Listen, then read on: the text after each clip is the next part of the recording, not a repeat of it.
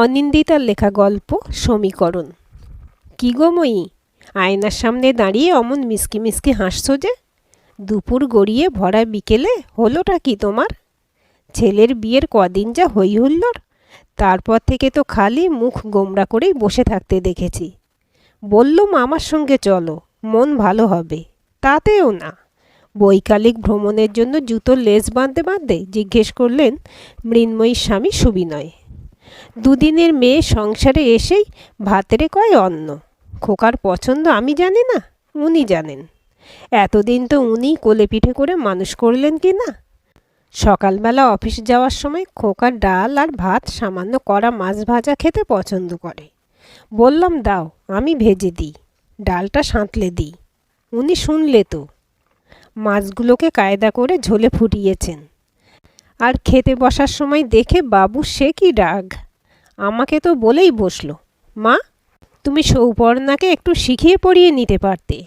অফিসে যাওয়ার সময় যত উল্টোপাল্টা ঝামেলা। আমি অবশ্য স্পষ্টভাবে বাবুকে বলে দিয়েছি, দেখো বাবা, আমার কোনো দোষ নেই, তোমার বউকে বলেছিলাম। উনি নিজে কায়দা করে রান্নাঘরে ঢুকে। তাছাড়াও অত বড় ধাড়ি মেয়েকে শিখিয়ে পড়িয়ে নেওয়া কি আমার কর্ম? এখন কি আর সেই যুগ আছে? মাঝখান থেকে ছেলেটার আমার ভালো করে খাওয়াই হলো না। যাই বলো ময়ী, কথাটা এভাবে খোকার মুখের উপর না বললেই পারতে। পরে যদি ওদের মধ্যে এই নিয়ে ভুল বোঝাবুঝি হয়। যতই যাই হোক, মেয়েটা মাত্র কিছুদিন হলো এই বাড়িতে এসেছে। নতুন পরিবেশ, নতুন মানুষজন, মানিয়ে নিতে সময় লাগবে না? খামোকা আদিক্ষেতা করো না তো, বিরক্ত লাগে। আমিও একদিন ঘোষবাড়িতে নতুন ছিলাম, তখন তোমার ওই আদিক্ষেতাগুলো কোথায় ছিল শুনি? তখন তো খালি রাতের বেলা একলা পেলেই বলতে, মায়ের কথায় রাগ করো না, একটু মানিয়ে গুছিয়ে নাও দেখি। তোমারই তো সংসার, নিজের বৌমার বেলা দেখছি অমনি পাল্টি খাচ্ছ। খাচ্ছি কি আর সাধে? আপন মনে বিড়বিড় করে সুবিনয়। আগের প্রজন্ম সম্পর্কে বাঁধন দিতে জানত, বেঁধে বেঁধে রাখত সবাইকে। এ প্রজন্মের মধ্যে ইগোর লড়াই বেশি। দেখছেন তো চারপাশে খালি ভাঙনের খবর। ভাঙনে তার বড্ড ভয়। সংসারে কেবল মেয়েদেরই নয়, ছেলেদের ভূমিকাও মেনে আর মানিয়ে নেওয়ার মধ্যে ঘুরপাক খায়। সুকু ছোট, সে কি পারবে মার বৌমার মধ্যে ব্যালেন্স রক্ষা করতে? ভাবতে ভাবতে প্রাত্যহিক বৈকালিক ভ্রমণের উদ্দেশ্যে অন্যমনস্কভাবে বেরিয়ে যান সুবিনয়। বিকেলবেলা চায়ের জল বসানোর জন্য কিচেনে এসেছিলেন মৃন্ময়ী। দেখলেন ছেলের বউ ফোন কানে কি যেন বলছে। ইচ্ছে করেই খানিকটা সরে গেলেন, শোনাই যাক না আড়ালে আবডালে কি কথা হচ্ছে। শুনতে পেলেন বৌমা চাপা গলায় বলছে, জানি তুমি মাকে খুব ভালোবাসো, সে তো আমিও বাসি, তা বলে ওইভাবে ঝাঁঝিয়ে উঠবে? প্রেমের সময় তো নিজেই বলতে, খাওয়া দাওয়া নিয়ে আমার কোনো ঝামেলা নেই বাবা, ভালোবেসে ডিম বা মাছের ঝোল ভাত দিলেই হবে, দিব্যি সোনামুখ করে খেয়ে নেব। তোমরা ছেলেরা, না না, ওসব ডিমের ডেভিল টেবিল আনতে হবে না, আমি খাবো না বলছি তো। ছাড়ো ওসব, আমার পছন্দ অপছন্দের খেয়াল কবেই বা রেখেছ তুমি? ও প্রান্ত থেকে খোকা কি বলল কানে আসে না ঠিক।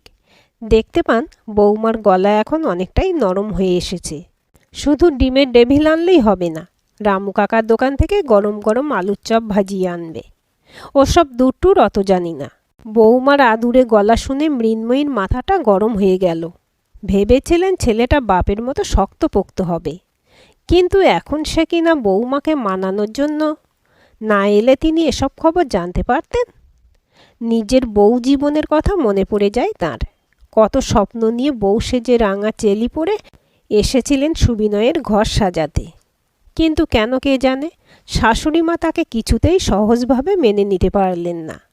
বিবাহিত ননদ বাচ্চা কাচ্চা সমেত এলেই কাজের বহর বেড়ে যেত। সেই সঙ্গে কথার খোঁটা তো ছিলই। দুজনের একসঙ্গে বেড়াতে যাওয়ার শখ পূরণ হলো 3 জন হয়ে। 3 বছরের বাণী সেদিন যদি বাপের কাছে আবদার না করত, তাহলে হয়তো সমুদ্র দর্শন করতে আরও 10 বছর লেগে যেত। তাও কি সহজে হয়? ননদের যমজ ছেলে মেয়েকে তাদের সঙ্গে গচিয়ে দেওয়ার তালে ছিলেন শাশুড়ি। ভাগ্যিস সে বছরই নন্দায়ের এলটিসি নেওয়ার ছিল। তাই সপরিবারে ওরা সিমলা গেলেন। তারাও শান্তিতে পুরী ঘুরে এলো। ছেলে হওয়ার পর ছোট্ট তুলোর বলটাকে কোলে জড়িয়ে নিয়ে খুব ভেবেছিলেন বৌমাকে নিজের মেয়ের মতো রাখবেন, আদরে যত্নে ভালোবাসায় ভরিয়ে দেবেন। দুই সখীর মতো ঘুরবেন, বেড়াবেন, গল্প করবেন। মৃতা শাশুড়িকে দেখিয়ে দেবেন ভালোবেসে কিভাবে পরের বাড়ির মেয়েকে আগলে রাখতে হয়। কিন্তু কার্যক্ষেত্রে দেখছেন ভাবা সহজ, কিন্তু করা নয়। শাশুড়ি যে কেন লুকিয়ে লুকিয়ে তাদের কথায় কান পাততেন, আজ নিজে শাশুড়ি হয়ে যেন স্পষ্ট বুঝতে পারছেন। ছেলেকে বুকে আগলে রেখে মানুষ করার পরিণতি বুঝি এই হয় শেষে। বিকেলবেলা অফিস ফেরতা ছেলের হাতে ডিমের ডেভিল, মাছের চপ, আলুর চপ দেখে সুবিনয়বাবু দিব্যি খুশি হলেও মোটেও খুশি হন না মৃন্ময়ী। অবাক হয়ে দেখেন অবিকল শাশুড়ির গলার সুর ফুটে উঠছে তার কণ্ঠে। বাণীটা ডেভিল মাছের চপ খেতে কত ভালোবাসে, সংসার সামলে বানিয়ে উঠতে পারে না। আনবি যখন ফোন করে আগে ভাগে বলতেই পারতিস, বাণীকেও একটা ফোন করে দিতাম, ছেলে মেয়ে নিয়ে চলে আসতো। পাশের পাড়াতেই তো থাকে মেয়েটা। তাড়িয়ে তাড়িয়ে দেখলেন বৌমার মুখটা নিমেষে কেমন কালো হয়ে গেল। রাত্রিবেলা শুয়ে শুয়ে মনকে শাসন করার চেষ্টা করলেন মৃন্ময়ী, কিন্তু মন সে স্বভাবতই বিপথগামী, কখনো কি ভালো কথা শুনতে চায়? পৃথিবীর সবচাইতে প্রাচীন এবং চলমান লড়াইয়ের অন্যতম হল হাতাখুন্তির লড়াই। দুজনে ভিন্ন পরিবার, ভিন্ন বাড়ি থেকে এলে কি হবে? সংসার কার হুকুমে চলবে সেই নিয়ে জীবনের শেষ দিন পর্যন্ত লড়ে যায়। প্রত্যক্ষ হোক বা পরোক্ষ, লড়াই চলতেই থাকে। এখানে পুরুষের ভূমিকা অল্পই, অধিকাংশ সময় তারা শ্রোতার ভূমিকায় থাকে। কখনো কখনো টানাপোড়েনে জর্জরিত হয়ে শোনার বদলে শোনানোর ভূমিকায় অবতীর্ণ হয়। কেউ বুঝতে না পারলেও আস্তে আস্তে মৃন্ময়ী বুঝতে পারছিল শাশুড়ি বউয়ের এই চিরাচারিত টাগ অফ ওয়ারে না চাইতেও জড়িয়ে পড়ছে সে। অন্য বাঁধনে বাঁধতে হবে মনকে, যাই হোক যেভাবেই হোক। কিন্তু উপায়ের খোঁজ মেলে কোথায়? চার দেওয়ালের গণ্ডিতে আবদ্ধ থাকলে সব সময় মনে হয় এই তো কদিন আগে দুদণ্ড বসে ছেলে কথা বলতো, এই তো ছুটির দিনে বিকেলে ঘুম থেকে উঠেই চাচা করে উঠত, মুড়িটা জমিয়ে মাখতে বলতো। এত তাড়াতাড়ি সব বদলে গেল। অফিসের কাজ, ইউনিয়নের ৭১৭, ছুটির দিনে ক্লাব ঘরে বন্ধুবান্ধবদের নিয়ে আড্ডা সুবিনয়কে ছাড়া ভাবাই যেত না। সেই সবাইয়ের দাবি পূরণে সামিল হতে গিয়ে স্ত্রী পুত্র পরিবারের থেকে চিরকাল দূরেই থাকতে হয়েছে। একটাই তো মানুষ, একসঙ্গে কিভাবে দুই জায়গায় উপস্থিত থাকবেন? মৃন্ময়ী থেকেছেন চার দেওয়ালের মধ্যে সন্তানদের নিয়ে, ব্যস্ত থেকেছেন তাদের মানুষ করে তুলতে। দুজনেই জানতেন কেউ কাউকে ছেড়ে যাবে না কোনো দিন। সেটুকু বিশ্বাস পারস্পরিক সহযোগিতার সম্পর্কে আছে তাঁদের। কিন্তু যে ভালো লাগা ভালোবাসার সঙ্গে মিলেমিশে গেলে দিনের অনেকখানি সময় পরস্পরের দিকে তাকিয়ে কাটিয়ে দেওয়া যায়, সে সময় আর এলো কোথায় সুবিনয় মৃন্ময়ীর জীবনে? বিয়ের পর থেকে সংসারের বিভিন্ন দায়িত্ব পালন করেই কেটে গেল এতগুলো বছর। মজলিসি সুবিনয় রিটায়ারমেন্টের পরেও বৈকালিক আড্ডায় যান বাঁচার রসদ সংগ্রহ করতে। কিন্তু রান্নাঘরকেই দুনিয়া ভেবে নেওয়া মৃন্ময়ী আজকাল হঠাৎ অনেকখানি অবসর পেয়ে তাকিয়ে তাকিয়ে দেখেন চারপাশের দুনিয়া কেমন রং বদলে ফেলছে।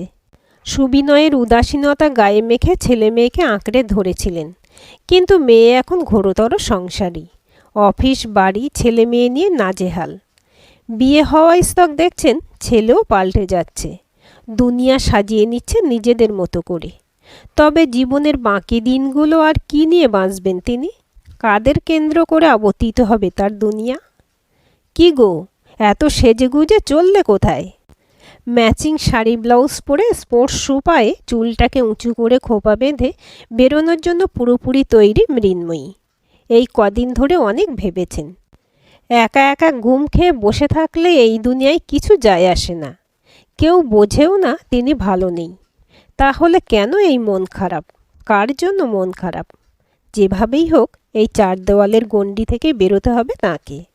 আগে ভাগেই নিজের জন্য আলাদা একটা দুনিয়া সাজিয়ে রেখেছিলেন বলেই বোধহয় সহজেই এই সাংসারিক কুটকাচালি থেকে নিজেকে আলাদা রাখতে পেরেছেন সুবিনয়। এই ক্ষুদ্র স্বার্থের গণ্ডিতে কখনো আবদ্ধ হননি। সবার সঙ্গে খাবার টেবিলে বসে দিব্যি হাসেন, কলকলিয়ে কথা বলেন। লক্ষ্য করে দেখেছেন মৃন্ময়ী বৈবাহিক সূত্রে পাওয়া বাবাটির সঙ্গে বৌমার ভারী ভাব। কি গো ময়ী, এখনও তো বললে না, কোথায় যাচ্ছ এত সেজেগুজে? এবার থেকে নিয়মিত তোমার সঙ্গে ইভিনিং ওয়াকে যাব। অনেক দিন বলছিলে, আমিও ভেবে দেখলাম দুজনে মিলে ঘুরে বেরিয়ে গল্প করে বেশ কাটবে সময়টা। সংসারের হাজারো দায় দায়িত্বের চাপে তখন হয়নি, তো কি হয়েছে? দাম্পত্যে টক মিষ্টি স্বাদ উপভোগ করতে এখনই না হয়, দেরি তো হয়নি এমন কিছু। ময়ী, তুমি তো আমার চিন্ময়ী গো। মনের কথাটা কি সুন্দরভাবে বললে। আমি তো মাঝে মধ্যেই ভাবতাম বিয়ের পর থেকে কি যে হলো তোমার। চিংড়ির মালাইকারি, মাংসের চপ, কাতলা কালিয়া, আলু ফুলকপি তরকারি ছাড়া মাথায় আর কিছুই ঢোকে না। আমি ভুল জেনে আজ যে কী তৃপ্তি লাগছে। সবসময় ইয়ার্কি আমার ভালো লাগে না, এই বলে দিলাম কিন্তু। কপট রাগে ঠোঁট ফোলান মৃন্ময়ী। চার দেওয়ালের বাইরে বেরিয়ে যেন এক অন্যরকম দুনিয়ার সন্ধান পান। ভাবেন এতদিন ধরে যে কেন কুয়োর ব্যাঙ হয়ে জীবনযাপন করছিলেন। এখানেও পরনিন্দা, পরচর্চা আছে, লোভ আছে, স্বার্থপরতা আছে, আছে মালিন্য, কিন্তু তার সঙ্গে প্রকৃতির অনাবিল রূপের আস্বাদ আছে। আছে বিরাট আকাশের মাঝে নিজেকে হারিয়ে ফেলার সুখ, আছে পুরনো প্রেমিককে ফিরে পাওয়ার আনন্দ। এসবের মাঝে মৃন্ময়ী যেন বহুদিন বাদে হারিয়ে নিজেকে নতুন করে খুঁজে পান। ঠোঙা ভর্তি গরম পাপড়ি দেখে বালিকা বেলার মতন হেসে ওঠেন। জানো, স্কুলে এরকম কতবার নুন ঝাল মশলা দেওয়া পাপড়ি খেয়েছি। তোমার সঙ্গে প্রেম করার সময় লুকিয়ে বেরিয়েও তুমি ঠোঙা ভরে বেশি করে ঝাল নুন মিশিয়ে লেকের পাড়ে চুপচাপ অপেক্ষা করতে, আর আমি দু বিনুনি বেঁধে।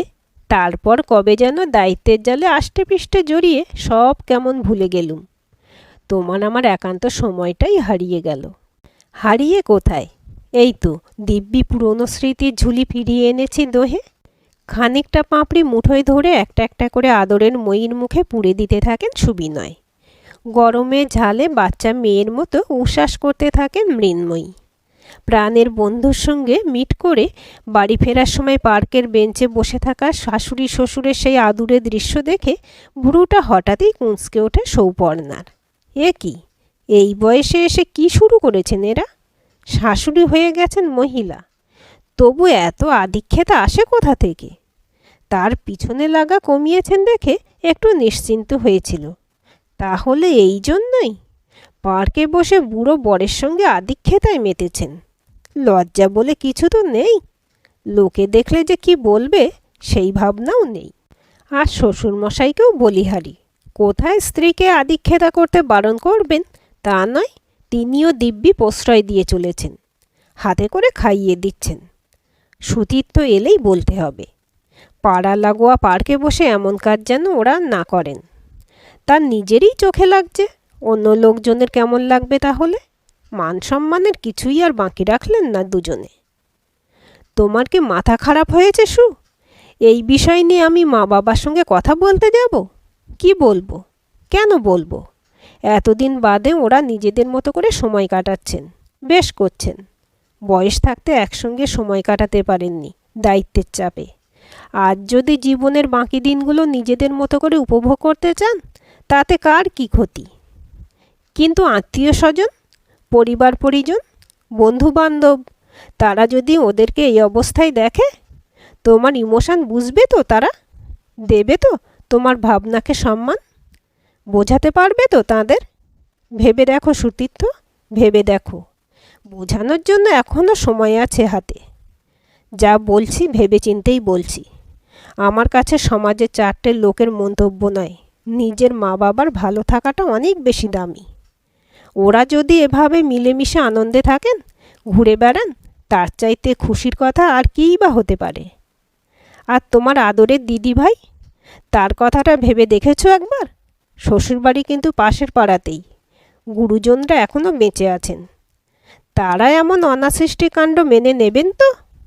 নিজের মা বাবার প্রতি ভালোবাসা বশত তুমি সৃষ্টি ছাড়া কিছুকে উৎসাহ দিতেই পারো, কিন্তু সঙ্গে এটাও মনে রেখো, বাকি দুনিয়ার কোনো দায় পড়েনি তোমার ভাবনাকে সমর্থন করার।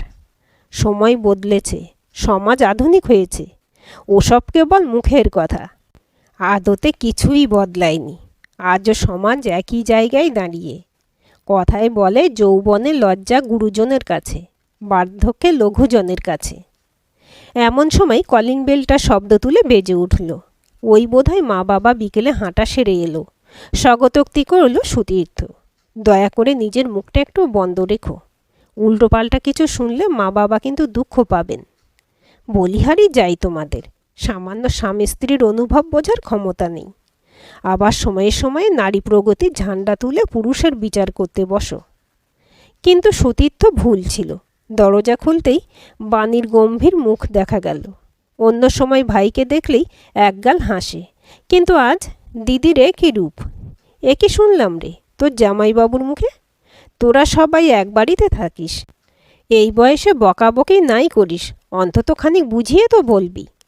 তোর জামাইবাবু অফিস থেকে ফেরার সময় নিজে চোখে দেখেছে। বলছে, আজ আমি দেখলুম, কাল হয়তো মা বাবা দেখবে। আমার মান সম্মান কোথায় থাকবে ভেবে দেখেছ? জামাই মানুষ আমি, এই নিয়ে কথা বলা শোভা পায় না। তুমি যাও, আজই আলোচনা করে ব্যাপারটা মিটিয়ে দিয়ে এসো।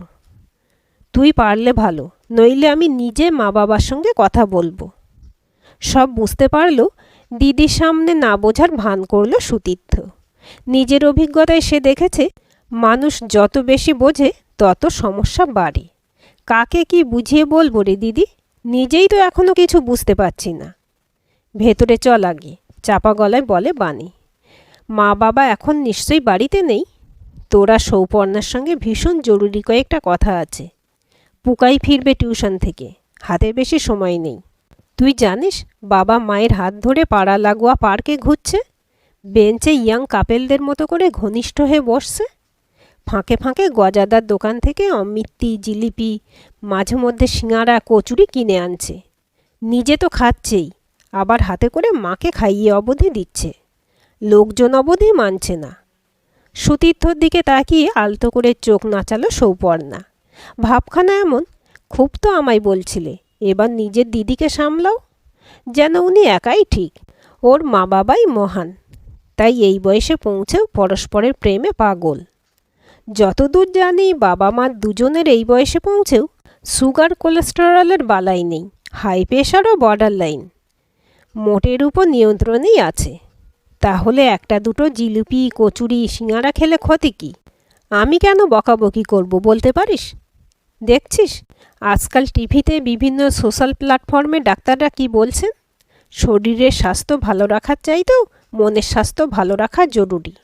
রাস্তার লোকজন দেখছে, নানা সমালোচনা হচ্ছে, আর তুই ওরা দুজন কি খাচ্ছে সেটা নিয়ে পড়ে আছিস। তোর কি মাথাটা খারাপ হলো ভাই? দেখুন, নতুন বউ হয়ে আপনাদের পারিবারিক বিষয়ে মন্তব্য করা আমার সাজে না। তবুও বলছি, এটা আমার চোখেও দৃষ্টিকটু লেগেছে। কিন্তু আপনার ভাই কোনো কথা শুনলে তো? বাণীর সমর্থন পেয়ে বলে ওঠে সৌপর্ণা। এমন সময় দরজা থেকে মৃন্ময়ীর লাজুক গলা শোনা যায়। বাণী এলি নাকি রে মা? দরজার গোড়ায় তোর জুতো দেখলাম যেন। আসলে আমাদের ফিরতে একটু দেরি হয়ে গেল রে। কখন থেকে তোর বাবাকে বলছি, কিন্তু সে শুনলে তো। বলে বৌমা ঠিক সময় মতো চলে আসবে, দায়িত্ব আছে তো মেয়েটার। এত চিন্তা কি সে তোমার? জানিস তো কেমন লোক, আগেও কথা শুনতো না, এখনও শোনে না। আরও কি বলছিল জানিস? এবার সংসারের দায়িত্ব বৌমার উপর ছেড়ে দিয়ে দুজনে বরং একটু পুজো পাঠে মন দিই, নিজেদের মতো করে ধর্মকর্মে সময় কাটাই। পুজো পাঠই বটে, শ্লেষের গলায় বলে ওঠে বাণী। কোন পুজো পাঠে পার্কে বসে নিমকি, চানাচুর, সিঙাড়া, বাদাম খেতে হয় শুনি? কি হচ্ছে কি দিদি, কি বলছিস তুই এসব? চাপ আসরে ধমকে ওঠে সুতীর্থ। অজানা ব্যথায় নীল হয়ে যায় মৃন্ময়ী দেবীর মুখ। অস্পুষ্ট বলে ওঠেন, তুই বুঝি? খানিক দূরে থাকায় সুবিনয়বাবু ঘরের কোনো কথাই শুনতে পাননি। উদাত্ত গলায় হাঁক পাড়েন তিনি। গরম গরম নলেন গুড়ের রসগোল্লা এনেছি বৌমা, খোকাকে নিয়ে তাড়াতাড়ি ড্রয়িং রুমে এসো দেখি, জমিয়ে খাই সবাই মিলে। কেউ আসছে না দেখে সুবিনয় নিজেই রসগোল্লার ভাঁড় হাতে ভেতরে ঢুকে এলেন। সবাইকে একসঙ্গে দেখে একগাল হেসে বললেন, কি হয়েছে রে? চেঁচিয়ে ডাকলাম, তবু কারো দেখা নেই কেন? কোনো গুরুগম্ভীর বিষয় নিয়ে আলোচনা হচ্ছে নাকি? বানিও এসেছিস দেখছি। কখন এলি? আমার জন্য কেক এনেছিস তো? তোর কেকের জন্য শীত পড়তেই চাতকের অপেক্ষায় থাকি। ওসব কিছু নয় বাবা, ওই দিদি এলো তাই। বাইরে থেকে সবে ঘুরে এসেছো, ঘরে যাও এখন, বাকি কথা পরে হবে না হয়। পরিস্থিতি সামাল দিতে বলে ওঠে সুতীর্থ। ততক্ষণে মৃন্ময়ী চোখের কোলে জমে থাকা জলের ফোঁটার দিকে নজর পড়ে গেছে সুবিনয়ের। দেখলেন ধীরে ধীরে মাথা নিচু করে তার সহধর্মিণী ঘরের দিকে চলে যাচ্ছেন। তোমাদের সমস্যাটা বোধহয় খানিকটা হলেও বুঝতে পেরেছি। মৃন্ময়ী, তুমি এখানেই দাঁড়াও। কিছু কথা সবার সামনে হয়ে যাওয়াই ভালো। আসলে কি জানো, অনেকে থাকে বুঝেও অবুঝ, তাদের মুখে বলে সব বুঝিয়ে দিতে হয়। কোথাও কোনো সমস্যা নেই বাবা, তুমি খামোকা। খানিকটা যেন মরিয়া হয়েই বলে ওঠে সুতীর্থ। হাত দেখিয়ে আদরের ছেলেকে থামিয়ে দেন সুবিনয়। সুতীর্থ থমকে যায়। বাবার স্বভাব জানে সে। একবার যদি সিদ্ধান্ত নিয়ে নেন তখন কারোর কথাতেই কান দেন না। শক্ত ভঙ্গিতে বলেন, হয়তো তোমার কোনো সমস্যা নেই, কিন্তু বাকিদের চুপ করে থাকার ভঙ্গি স্পষ্টই বুঝিয়ে দিচ্ছে সমস্যা একটা নিশ্চয়ই আছে। আর সেই সমস্যার কেন্দ্রবিন্দু আমরা দুজন। কি তাই তো বানি? সেই জন্যই সন্ধ্যা হতে না হতে তুমি এই বাড়িতে ছুটে এসেছো। আমাদের দুজনের একসঙ্গে বৈকালিক ভ্রমণে যাওয়া বুঝি তোমাদের ভালো লাগছে না? সুবিনয়ের স্পষ্ট কথা শুনে বিড়বিড় করে বলে উঠল বানি, বাবা, তুমি কিন্তু আমায় ভুল বুঝছো। এখানে পরিবারের মানুষজনের ভালো লাগা না লাগার কোনো ব্যাপারই নেই। তোমরা নিজেরাই ভেবে দেখো, যেটা করছো সেটা কি ঠিক হচ্ছে? লোকজন দেখছে, শুনছে, কি ভাবছে বলো দেখি? বাড়ির বাইরে দুজনে মিলে এভাবে। একটা কথা বলতে পারিস মা? এখনকার দিনে তরুণ বয়সে সদ্য সদ্য বিয়ে হওয়ার পর যে জিনিসগুলো করলে পুরুষ মানুষ রোমান্টিক আখ্যা পায়, প্রেমিক স্বামীর তকমা পায়, সবাই মেয়েটিকে ভাগ্যবান বলে। হয়তো ঈর্ষাও করে কেউ কেউ। সেই কাজই যদি সংসারের যাবতীয় দায় দায়িত্ব পৌর বয়সে গিয়ে করে তারা। পৌর স্বামীটি স্ত্রীকে একটু ভালোবেসে আপন করতে চায়, সময় কাটাতে চায় নিজেদের মতো করে। তাহলে সেটা মানুষের চোখে দৃষ্টিকটু লাগে কেন? সময়ের জিনিস সময়ে না করলে তো দৃষ্টিকটু লাগবে বাবা। সেই জন্য তো কথায় বলে সব কিছুরই একটা নির্দিষ্ট সময় আছে। বাবার কথাগুলো বাণীর মন ছুঁয়ে গেলেও ঠিক করেছে আজকের তর্কে কিছুতেই সে হার মানবে না। অনিমেষের সঙ্গে এখনও অনেক দিন সংসার করতে হবে। ছেলে মেয়ে দুটোকে মানুষ করতে হবে। মিলেমিশে না থাকলে সংসার টিকবে? সন্তান মানুষ করতে অনেক খরচ। একাকী কি সে পেরে উঠবে? বিয়ের পর থেকেই দেখছে অনিমেষ ভীষণ রাগী। কথা না শুনলে কি যে করে বসবে। তোদের কাছে এখনও অনেক সময় আছে। ইচ্ছে মতো শখ পূরণের জন্য প্রয়োজনীয় অর্থ আছে, কিন্তু সেই সময় সংসারের যাবতীয় দায়িত্ব সামলে আমাদের দুজনের কাছে না ছিল সময়, না ছিল প্রয়োজনীয় অর্থ। কিন্তু আজ তোরা দুজনেই প্রতিষ্ঠিত, সিদ্ধান্ত নিতে সক্ষম, নিজেদের জীবনে এগিয়েও গেছিস খানিক। এখন যদি তোদের মায়ের সঙ্গোপনে লুকিয়ে রাখা কিছু পুরনো ইচ্ছে পূরণ করতে চাই, ক্ষতি কী তাতে? শেষের দিকে কেমন করুণ শোনায় সুবিনয়ের গলা। এক সময় তোদের মাকে আমি ভালোবেসেই বিয়ে করেছিলাম, কিন্তু তার ভাগে সুখ দিতে পারিনি।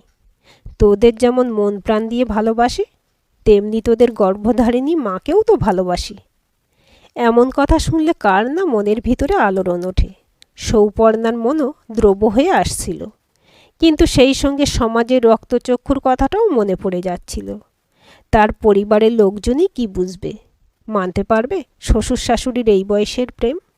হলোই বা বৃদ্ধ বয়স, সমাজ কি বুঝবে তাদের অনুভূতির কথা? হঠাৎ তার মনে হলো, না বুঝলে বুঝবে, কার কি আসে যায় তাতে? সুতীর্থই বোধহয় ঠিক বলেছে। দিন শেষে দুটো মানুষের ভালো থাকাই আসল। সেটুকু কমফোর্ট তো দিতেই পারে সে। কোনো কৈফিয়ত দিতে হবে না তোমায়। জীবন তোমার, তুমি যেমনভাবে চাইবে তেমনিভাবেই কাটাতে পারো।